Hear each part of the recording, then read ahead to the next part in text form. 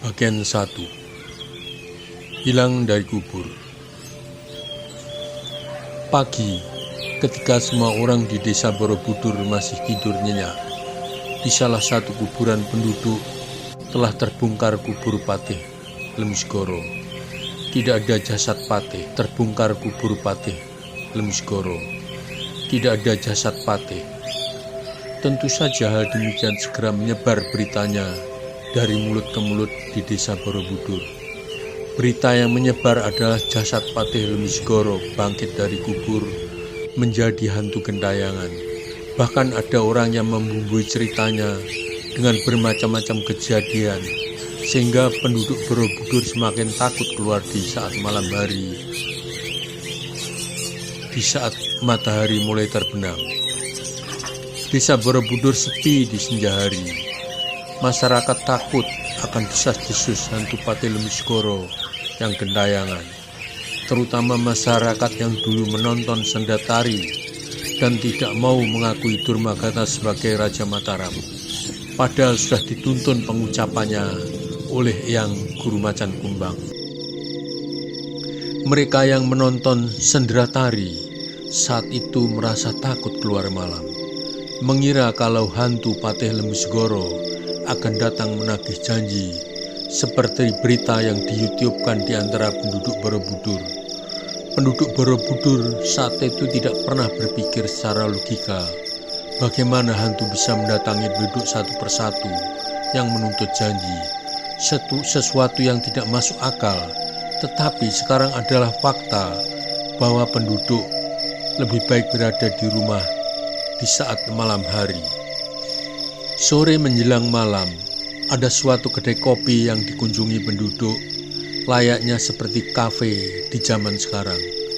Mereka duduk santai sambil mengobrol ke sana kemari, tidak karuan yang dibicarakan, dan tidak lupa ketinggalan rokok klobot jagung muda. Hanya satu yang mereka tidak berani membicarakan, bangkitnya Patih Lemsgoro dari kubur menjadi hantu gentayangan di malam hari, untuk meminta pertanggungan jawab penduduk yang tidak mau mengakui Durmagata sebagai Raja Mataram yang sah tempo hari. Selagi mereka santai mengobrol, dilihatnya seorang dengan menutup muka berlari-lari, kemudian masuk kedai sambil berteriak, "Tolong, tolong, aku dikejar hantu Patih Lemsgoro. Dia akan membunuhku, tolong, karena tidak mengakui Durmagata sebagai Raja Mataram, tolong." Kemudian orang itu keluar dari kedai dan berlari sambil berteriak, "Tolong, tolong, hantu, hantu." Sementara hantu berbentuk pocong dengan berluncat-luncat mengejar orang tersebut sambil melempar segenggam batu kerikil ke arah kedai. Melihat kejadian tersebut, semua orang yang berada di dalam kedai segera bubar pulang ke rumah masing-masing, sehingga suasana semakin sepi.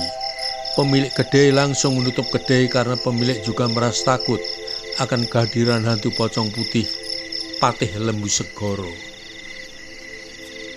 Berita tersebut segera menyebar ke seantero desa Borobudur yang sepi, dan semakin sepi di malam hari. Tidak ada orang berani keluar di malam hari, takut dengan hantu pocong yang menagih janji, tidak mau mengakui Durmagata sebagai Raja Mataram. Demikian malam berikutnya, ada kejadian yang hampir mirip. Kedai yang masih buka saat malam hari, selagi orang asik mengobrol sambil minum kopi, dilempar dengan segenggam batu kerikil pada atap kedai, sehingga menimbulkan bunyi berisik, memancing orang keluar ingin melihat siapa yang berani melempar orang demikian banyaknya asik mengobrol sambil minum kopi. Dilihatnya orang berlari kencang sambil berteriak, "Tolong, tolong, hantu." Sementara hantu pocong mengejar orang berlari demikian cepatnya sambil melempar segenggam kerikil ke arah kerumunan orang yang melihat hantu tersebut, sehingga kerumunan orang tersebut segera bubar pulang ke rumah masing-masing. Kini desa Borobudur sudah tidak ada lagi kedai yang buka di malam hari. Tentu saja orang-orang yang bekerja di malam hari melayani orang-orang mencari hiburan di malam hari banyak yang kehilangan pekerjaan. Perbincangan suami istri. Seperti seolah-olah tahu bakal apa yang terjadi, Gunadarma, sang perancang Candi Borobudur, berbicara kepada istrinya. Gunadarma, istriku, rasanya apa yang dikatakan oleh Boy Gatot beberapa waktu lalu menjadi kenyataan. Istri, Nak Boy Gatot pernah bicara apa suamiku? Gunadarma, perihal meninggalnya Patih Lembusgoro yang sangat mengusik perasaan Boy Gatot. Tidak dapat melihat sendiri mayat Patih, sehingga meninggalnya Patih diragukan oleh Boy. Pasti Patih mati suri yang disengaja sewaktu-waktu bisa hidup lagi. Patih minta agar segera dikuburkan agar tidak menular kepada orang lain. Pasti Patih meninggalkan beberapa pesan pada para pengikutnya sebelum Patih melakukan mati suri. Istri, atas dasar apa sehingga Nak Boy berpendapat demikian suamiku? Gunadarma, saat itu Boy dan Hambali berkeyakinan bahwa Patih melakukan mati suri karena mereka tidak melihat dengan mata kepala sendiri keadaan Patih. Boy Gatot saat itu berkata kalau detak jantung Boy hanya 20 kali dalam 1 menit karena Boy sebagai atlet tinju. Saat mereka berdua membantu naik kuda sebagai tawanan Diana untuk alat bukti, Boy Gatot dan Hambali dapat merasakan Patih memiliki detak jantung kurang daripada itu, sehingga Patih mampu menghentikan detak jantung seperti halnya orang menguasai yoga, sehingga Patih mampu melakukan mati suri untuk mengelabui orang-orang yang bertugas di Kerajaan Mataram. Yang dimaksud dengan hitungan 1 menit itu seperti apa? Aku juga tidak benar-benar mengetahui ukurannya, karena kita hidup di tahun 825. Istri, 1 menit itu ya sebentar suamiku. Kalau saja detak jantung Nak Boy hanya 20 kali dalam 1 menit karena dia adalah petinju, maka ya tentu saja 1 menit itu tidak lama. Manusia normal bilang Nak Boy memiliki detak jantung sebanyak 60 kali, maka hitung saja denyut nadimu sebanyak 60 kali. Karena kita sudah berumur lebih dari 80 tahun ya, tambahlah kira-kira 20 hitungan lagi. Itulah arti 1 menit suamiku.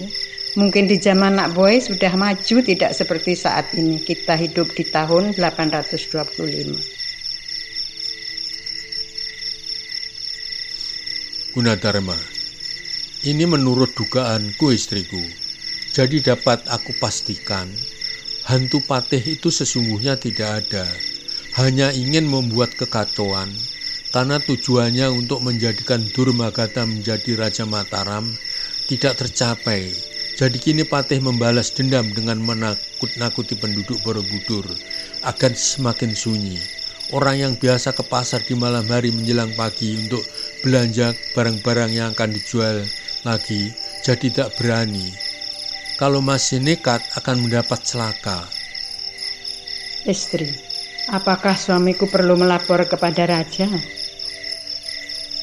Gunadarma, tidak istriku. Sulit membuktikan bahwa itu adalah Patih. Salah-salah aku dapat kehilangan nyawa tuaku. Istri, konon hantu itu mengejar seseorang suamiku. Dharma, benar istriku. Hantu mengejar seseorang agar beritanya cepat menyebar ke seluruh desa Borobudur. Istri, berarti ada 2 orang yang dikejar dan yang mengejar. Benar suamiku? Kalau benar berarti ada kerjasama dengan orang lain. Bukan begitu suamiku? Dharma, mungkin juga agar cerita itu semakin dibuat menakutkan di masyarakat Borobudur. Entah siapa yang satu, aku kurang tahu. Maklum kita sudah tua istriku. Biarlah nanti juga ada yang membongkar semuanya. Seperti kisah 2 batu dakon yang baru lalu. Belum sempat selesai berbicara dari luar, seseorang menawarkan sayuran dan kelapa. Kurir Sumokerto. Beli sayuran yang Gunadarma. Kamu Sumokerto, silahkan masuk, aku ingin membeli sayuran dan kepelapamu. Kurir Sumokerto, terima kasih Yang. Sambil gergas masuk membawa sayuran, Sumokerto berkata lirih, Yang, ini ada berita.